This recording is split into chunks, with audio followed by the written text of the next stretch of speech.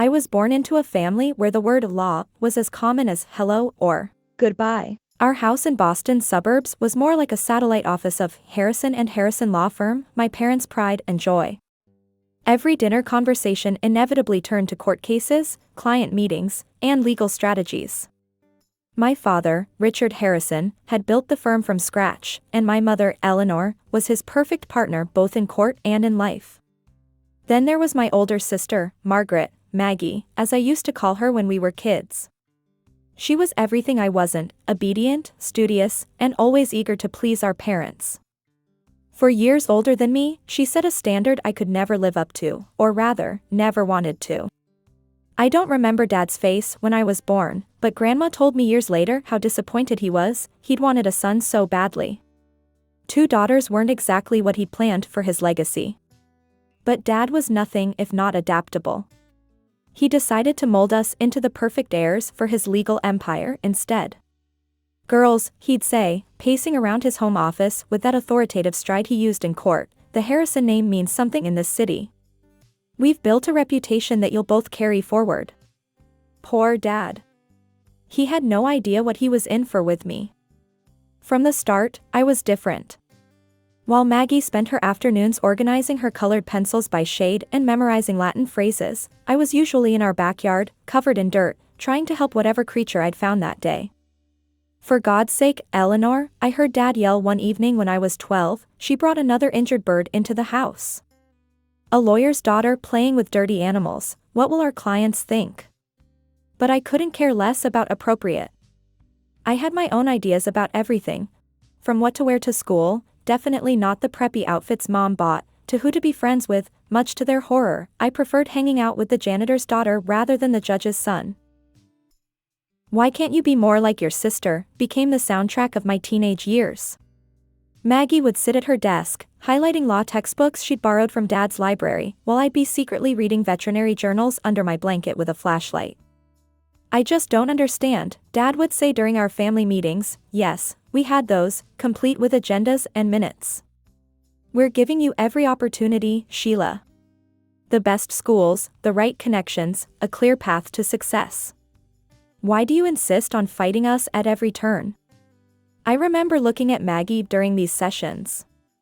She'd sit there, back straight, hands folded in her lap, nodding at everything Dad said. But sometimes, just sometimes, I'd catch a glimpse of something in her eyes, a flicker of envy, maybe? That's what I chose to believe anyway. While she was busy being the perfect daughter, I was busy being me. It was raining that October evening when I found her, a golden retriever, soaked to the bone, with a badly injured paw. She was huddled behind our garage, shivering and whimpering. I couldn't just leave her there. It's okay, girl, I whispered, wrapping her in my jacket.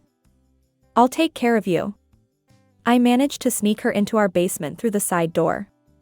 I had everything planned out, old blankets, some leftover chicken from dinner, and a first aid kit I'd been secretly storing for situations just like this. What I didn't plan for was Dad coming down to get some files from his storage. What in God's name is that smell? He called out before reaching the bottom of the stairs. Then he saw us. The look on his face, I'll never forget it. It wasn't just anger, it was pure disgust. Have you completely lost your mind? He roared. A filthy stray? In my house? Dad, she's hurt. She needs help. Get that thing out of here right now. The dog whimpered and pressed against my leg. Mom came running down the stairs, and Maggie peeked from behind her. Richard, please lower your voice, Mom tried to intervene, but Dad was beyond reasoning. This is it, Eleanor. This is the last straw. He pulled out his phone.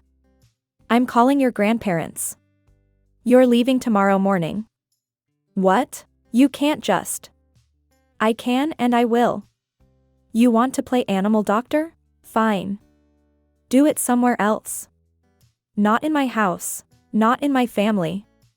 And just like that, within 24 hours, I was on a plane to Minneapolis to live with my grandparents. Dad thought he was punishing me, but he had no idea he was actually setting me free.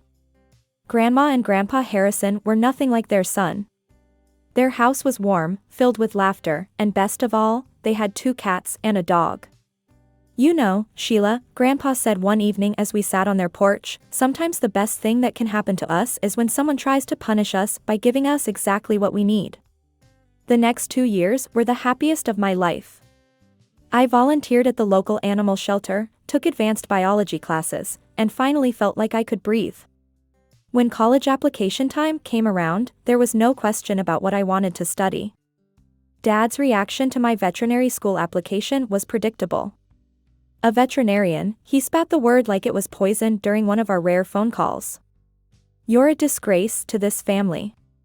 Don't expect a penny from me for this nonsense. But I had my grandparents.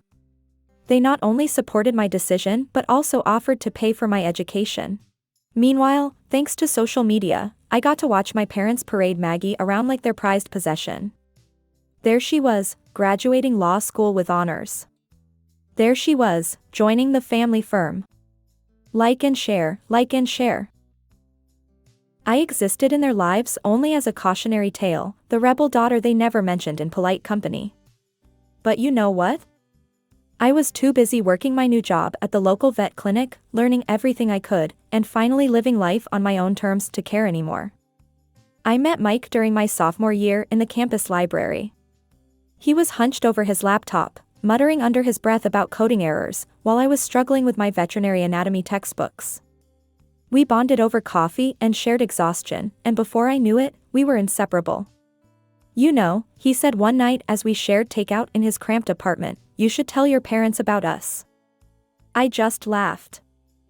Yeah, right, hey, Dad, I'm dating this amazing guy who builds websites and lives in a studio apartment. That'll go over well. For 3 years, Mike was my secret, the one part of my life that was completely mine. He didn't care about social status or family connections.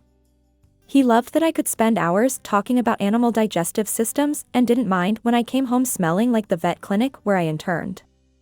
Then came the surprise call from home. Sheila, darling, Mom's voice was unusually sweet, we'd love to have you over for dinner. Your father, well, he's had time to think things over. I should have known better. But hope is a funny thing, it makes you see what you want to see. The house hadn't changed. Same impressive facade, same perfectly manicured lawn, same suffocating atmosphere. Dad actually smiled when I walked in, and Mom hugged me. The bomb dropped halfway through the main course. You remember Charles Whitman's son, James? Dad said casually, swirling his wine.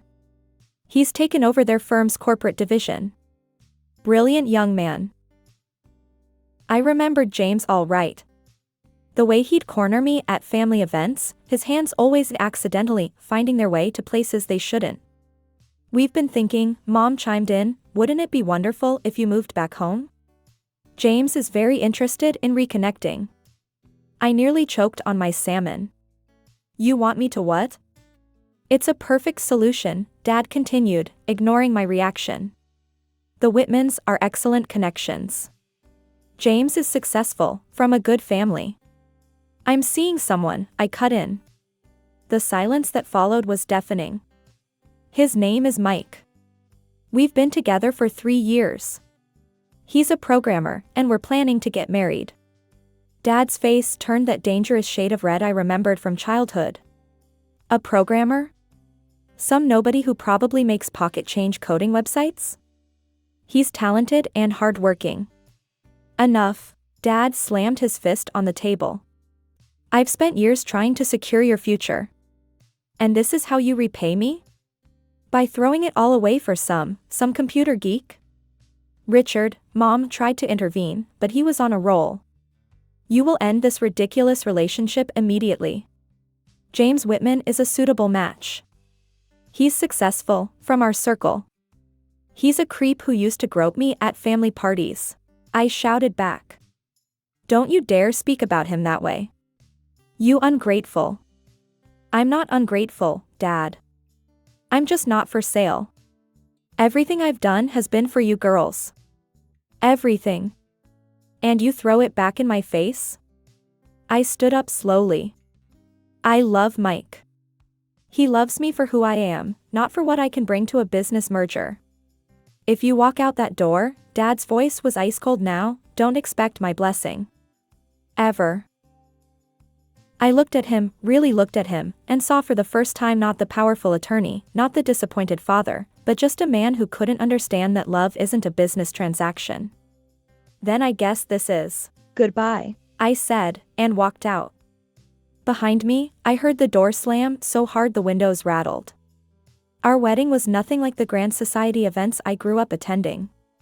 We held it in my grandparents' backyard, with fairy lights strung between the old maple trees and wildflowers everywhere. No string quartet, no champagne fountain, no local newspaper coverage, just love, pure and simple. Walking down that makeshift aisle, with Grandpa beside me and Mike waiting under the arch we'd built ourselves, I felt nothing but joy. Grandma sat in the front row, dabbing her eyes with a handkerchief, beaming with pride. A week later, she told me about Maggie's wedding. The society pages called it the wedding of the year. Maggie married James Whitman, yes, the same James they tried to pair me with. 500 guests, a cathedral ceremony, reception at the plaza. The perfect merger of two legal dynasties. She looked beautiful, Grandma said carefully, but sad. So sad, Sheila. I didn't respond.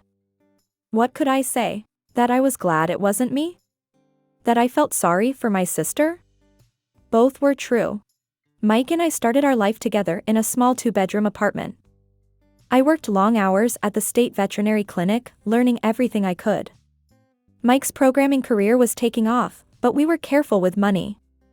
Every dollar saved went into our dream, my own clinic. It took 3 years of saving, planning, and working extra shifts, but we did it. Paws and Claws Veterinary Clinic wasn't much, just a converted storefront with secondhand equipment, but it was mine. The day I hung up my shingle, Mike brought me a pot of coffee and sat with me until my first patient arrived. We weren't rich. No luxury cars in the driveway, no summer homes, no fancy vacations. Our idea of splurging was ordering takeout and watching movies on our couch. But every morning, I woke up excited to go to work.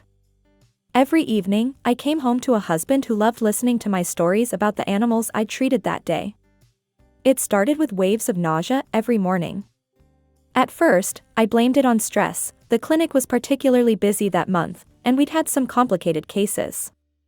But when I found myself getting dizzy at the sight of coffee, something I'd loved since college, I knew this was different. That evening, I stopped at the pharmacy on my way home from the clinic and bought 3 different pregnancy tests, just to be sure. The 2 pink lines appeared on the pregnancy test early Tuesday morning. I stared at them for what felt like hours, my hands shaking. When Mike came into the bathroom, still groggy from sleep, I wordlessly held up the test.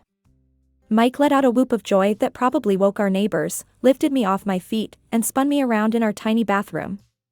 "We're having a baby," he kept repeating, like he couldn't quite believe it. I shared the news on social media that evening. Our friends and colleagues flooded the post with congratulations and heart emojis. My grandparents called immediately, both talking over each other in their excitement. The 16-week scan changed everything. "Would you like to know the gender?" the ultrasound technician asked. Mike squeezed my hand. "Yes," we said in unison. "It's a boy," she smiled, pointing to the screen. "See right there?" That night, I posted the ultrasound picture with the caption, "It's a boy. Baby Harrison Peters, coming this winter." The response was overwhelming, friends, colleagues, former classmates all sharing in our joy. Then came the call I never expected. "Sheila?" Maggie's voice was hesitant, almost timid. "Mom and Dad want to see you. They've changed, Sheila. They want to make things right. Please come. Bring Mike." I wanted to refuse, to protect myself and my baby from their manipulation. But curiosity won out. What could they possibly want after all this time? Mike and I pulled up to my parents' house the following Sunday. The familiar knot formed in my stomach as we walked up the perfectly maintained path to the front door. Mom opened it before we could ring the bell. She looked older, somehow smaller than I remembered. "Sheila, dear," she said, her voice wavering slightly. Then, to my surprise, she turned to Mike. And you must be Mike. Please, come in. Dad was waiting in the living room, standing stiffly by the fireplace. He stepped forward and, in a gesture that would have been unthinkable 3 years ago, extended his hand to Mike. Welcome, he said, shaking Mike's hand firmly. Please, both of you, sit down. We have much to discuss. Mom gestured toward the dining room, where the table was set for tea. As we walked in, I caught Mike's eye. He gave me that slight nod that meant, I'm right here with you, and I drew strength from it. Mom poured tea with trembling hands while Dad cleared his throat, that familiar sound that always preceded one of his speeches in court. Sheila, darling, he began, his voice uncharacteristically warm, we want you to know that we forgive you for your past choices. This wonderful news about our grandson, it's like a sign. Finally, a male heir for the Harrison legacy. I felt my stomach turn, and this time it wasn't morning sickness. We've already started looking at houses in the best school districts, Mom chimed in, pulling out a folder filled with real estate listings. And I've researched the top private schools in the area. Dad leaned forward, his eyes gleaming. Just think of it, the finest education, the best opportunities. He'll have everything he needs to become an exceptional lawyer. The Harrison name will continue to dominate the legal world for another generation. I looked at Mike, who sat quietly, his jaw clenched. Then at Maggie, who wouldn't meet my eyes. What about your other grandchild? I asked quietly. Maggie's future children? The room went silent. Maggie's face crumpled slightly. I can't have children, she whispered. I found out I'm infertile. And then James cheated. Multiple times. He and I, well, we're divorced now. She wiped a tear quickly. They don't know about the divorce yet. I was waiting for the right time to tell them. Mom gasped. Dad's face darkened. What do you mean, divorced? Why didn't you tell us? But I wasn't letting them change the subject. So that's why you called us? Because you need a male heir and Maggie can't provide one? Now, Sheila, Dad's voice took on that persuasive tone he used with difficult clients, think about your son's future. We can give him everything, the finest education, connections, opportunities. You mean you can control him, like you tried to control us? Dad ignored my comment and turned to Mike. Son, be reasonable. Think about what this means for your family. I have connections in Silicon Valley, senior positions at top tech companies. One word from me. Mike stood up, his face flushed. He walked over to where I sat and put his arms around my shoulders. Mr. Harrison, he said firmly, I would never sell my wife's happiness or my son's freedom for any position, no matter how prestigious. I leaned into his embrace, feeling stronger. Our son will choose his own path, I said, standing up. Just like I did. You're making a terrible mistake, Dad called after us as we headed for the door.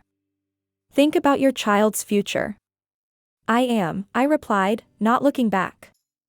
That's exactly why we're leaving. As we walked to our car, I heard Maggie crying inside the house, Mom's shrill voice demanding explanations, and Dad's angry footsteps pacing the floor.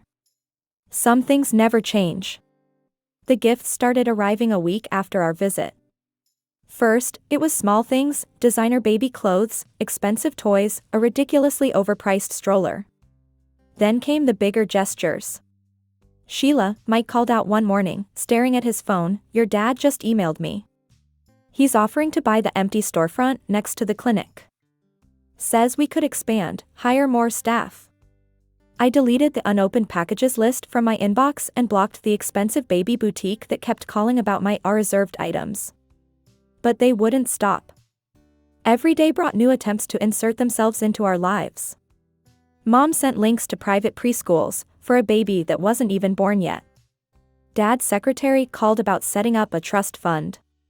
The final straw was when Dad's real estate agent accidentally showed up at our house with listings for larger homes in their neighborhood. One night, as I lay awake feeling my baby kick, I made my decision. Mike found me at the kitchen table at 6 a.m., typing on my laptop. You sure about this? He asked, reading over my shoulder. I nodded and hit post. Dear family and friends, I need to address something publicly. While I appreciate the thought behind recent gifts and offers, I must firmly decline any and all assistance from my parents regarding my unborn child. My husband and I have chosen our path in life, and we will raise our son according to our values. I'm now in my 3rd trimester, and my doctor advises avoiding stress. Please respect our wishes and our privacy during this time. Dad's response came within minutes, right there in the comments. Sheila Harrison Peters, how dare you publicly embarrass this family? Everything I've offered, the clinic expansion, the trust fund, the opportunities, all rejected out of spite. You would deny your own child his birthright and future security? You are nothing but an ungrateful child who doesn't understand what family means. Mark my words, you'll regret this when you're written out of the will. The comments section exploded. Aunt Sarah sided with Dad, family tradition matters, Sheila. Think of your son. Uncle Robert chimed in, Richard only wants what's best for his grandson. But then came other voices. Cousin Emily, stand your ground, Sheila. Your child, your rules. My old college roommate, proud of you for setting boundaries. And then, the comment that brought tears to my eyes, Grandpa Harrison, my dearest granddaughter, your grandmother and I stand with you. A parent's love should be unconditional, not a business transaction. We're so proud of the woman you've become. Grandma added right below, your son already has everything he needs, parents who will love him for who he is, not what they want him to be. Being raised by lawyers taught me one thing, sometimes you have to speak their language. After Dad's public outburst on social media, I spent a sleepless night drafting an email. Mike found me at dawn, surrounded by printouts of my parents' messages, comments, and records of all their unwanted contact attempts. My email was precise, professional, and straight to the point. Dear Mom and Dad. Your recent behavior, including but not limited to unsolicited gifts, uninvited property viewings, repeated contact attempts after being asked to stop, and public harassment on social media platforms, constitutes a pattern of harassment that I will no longer tolerate. As you taught me so well, documentation is everything. Your public comments provide clear evidence of attempted coercion and emotional manipulation. I have archived all communications, including witnesses to your unannounced visits to our home and business. Should this behavior continue, I will be forced to seek legal protection through an injunction. I've already consulted with Carlton and Associates, yes, your former colleagues and current competitors. They found my case particularly interesting. This is not a negotiation. Regards, Sheila Harrison Peters. Their response came through Maggie, they got the message. She sounded almost proud. 2 months later, on a crisp autumn morning, our son Benjamin Michael Harrison Peters came into the world, screaming his lungs out and gripping Mike's finger with surprising strength. We brought him home to our modest house, with its small backyard where I already planned to build him a playground. The nursery walls were painted with animals instead of law books, and above his crib hung the mobile Grandma Harrison had made, featuring little felt dogs and cats. The first few months were a blur of sleepless nights, baby giggles, first smiles, and countless photos shared with everyone except my parents. Maggie came to visit once, cooing over her nephew and sharing tentative stories about her new life. She'd started dating again, someone completely outside the legal world. Now, watching Benjamin crawl across our living room floor, chasing our rescue cat with delighted squeals, I know we made the right choice. He's 10 months old and already shows such curiosity about everything around him. Yesterday, he was fascinated by the stethoscope I brought home. Last week, he couldn't stop pressing keys on Mike's laptop. Maybe one day he'll want to be a lawyer, and if he does, it'll be his choice, not a destiny thrust upon him. Maybe he'll want to be a veterinarian like me, or a programmer like his dad, or something completely different that we haven't even thought of yet. Sometimes, when I'm rocking him to sleep, I think about my parents. About how they might have enjoyed watching him grow if they could have just loved him without conditions. I keep hoping that one day they'll understand that the greatest gift they could give their grandson isn't money or connections or a predetermined future, it's the freedom to become whoever he wants to be. Until then, we're building our own legacy, one of love, acceptance, and choice. Because sometimes the best way to honor your family's traditions is to break them, and sometimes the strongest form of love is saying no to the people who taught you what love shouldn't be. Benjamin stirs in his crib, and I smile, touching the small birthmark on his shoulder that matches mine. Sweet dreams, little one, I whisper. Your story is yours to write. And for now, that's enough.